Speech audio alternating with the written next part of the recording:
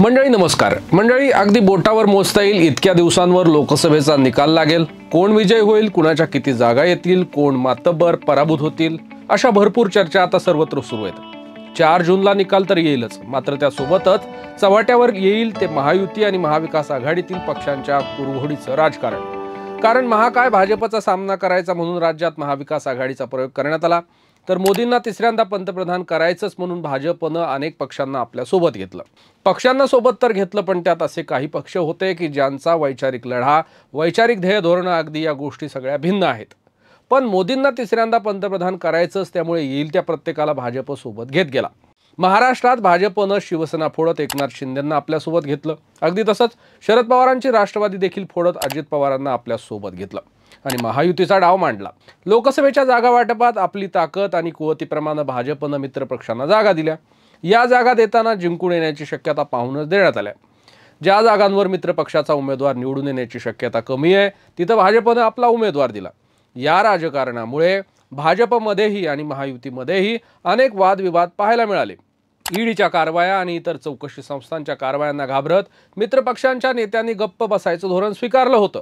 मात्र याच गप्प बसलेल्या नेत्यांनी लोकसभेच्या निवडणुकीत आपला कार्यक्रम करेक्ट प्रमाणे दाखवल्याच्या चर्चा आहेत। त्यामुळे आजच्या व्हिडिओमध्ये आपण महायुतीमधल्या अशा काही जागांचा आढावा घेणार आहोत जिथं महायुतीच्या उमेदवाराला महायुतीनेच पाडण्याचं ठरवलं होतं का, अशी शंका येते। सुरुवात करूयात मराठवाड्यापासून।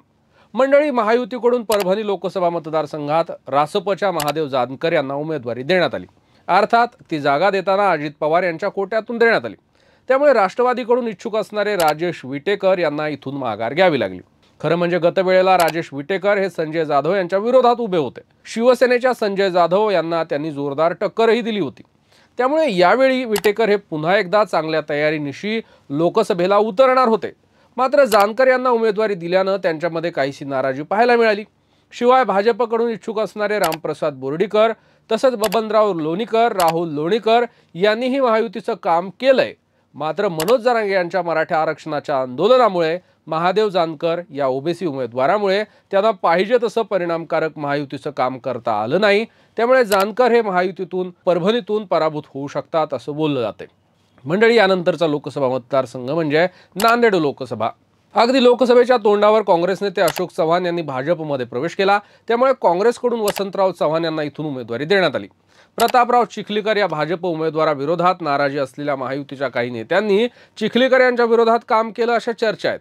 यामध्ये शिंदे गटाचे बालाजी कल्याणकर तसंच अजित पवार गटाचे प्रदीप जाधव, सुनील कदम यांनी चिखलीकर यांच्या विरोधात काम केल्याच्या चर्चा आहेत। त्यामुळे इथं महायुतीच्या उमेदवाराला फटका बसण्याची शक्यता आहे। मंडळी, यानंतर आपण जाणून घेणार आहोत जालना लोकसभा मतदारसंघात भाजपचे उमेदवार रावसाहेब दानवे यांच्या विरोधातही मराठा आरक्षण आंदोलनाचा परिणाम पाहायला मिळाला। इथं असणारे महायुतीचे नेते म्हणजे शिंदे गटाचे नेते आणि माजी मंत्री अर्जुन खोतकर यांनी दानवे यांचं काम केलं नसल्याच्या चर्चा आहेत। खोतकर शिंदे गटात तर त्यांचे कार्यकर्ते ठाकरे गटात असल्याचं बोललं जाते।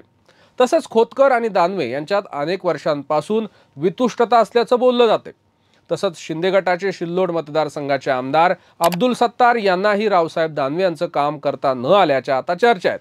तसंच मंगेश साबळे यांच्या उमेदवारीमुळे दानवेंच्या मतामध्ये फूट झाल्याचं बोललं जातंय। त्यामुळे याचाच फटका हा दानवेंना बसू शकतो अशी शक्यता आहे।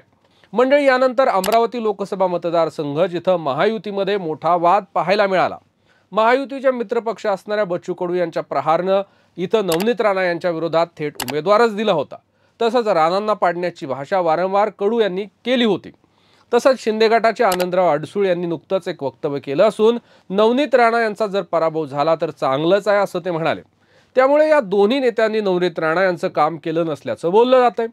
यानंतर मंडळी, नाशिक लोकसभा मतदारसंघ आहे की जिथं शिंदे गटाचे उमेदवार हेमंत गोडसे यांच्या उमेदवारीला भाजपनं जोरदार विरोध केला होता।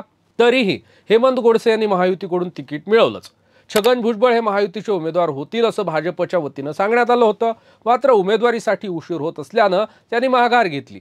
दरम्यान अपक्ष उमेदवार शांतिगिरी महाराज यांच्या उमेदवारीला भाजपनं पाठिंबा दिल्याच्या चर्चा आहेत। तसंच भुजबळ यांनी ठाकरे गटाचे राजाभाऊ वाजे यांचं काम केल्याचं बोललं जातंय। त्यामुळे या जागेवरही महायुतीच्याच मित्रपक्षामुळे महायुतीचाच उमेदवार पडण्याची शक्यता व्यक्त केली जाते। मंडळी, यानंतर माढा लोकसभा मतदारसंघ भाजपच्या रणजितसिंह नाईक निंबाळकर यांच्या विरोधात अजित पवार पक्षाचे रामराजे नाईक निंबाळकर यांनी उघड काम केल्याच्या चर्चा आहेत। सुरुवातीला रणजितसिंह नाईक यांच्या उमेदवारीला रामराजेंनी आणि मोहिते पाटलांनी विरोध केला, तरीही भाजपनं रणजितसिंह नाईक यांनाच उमेदवारी दिल्यानं मोहिते पाटलांनी शरद पवारांच्या पक्षात प्रवेश करत धैर्यशील मोहिते यांना उमेदवारी मिळवली। यानंतर रामराजेंनी धैर्यशील मोहिते पाटलांचं काम केल्याचं बोललं जातंय। मंडळी, यानंतर साताऱ्यात भाजपचे उमेदवार उदयनराजे भोसले यांच्या प्रचारात अजित पवार गट फारसा सक्रिय नव्हता अशा चर्चा आहेत। त्यामुळे अजित पवार असोत किंवा मकरंद पाटील यांनी उदयनराजेंचं काम फार जोरदारपणे न केल्याचं बोललं जातंय।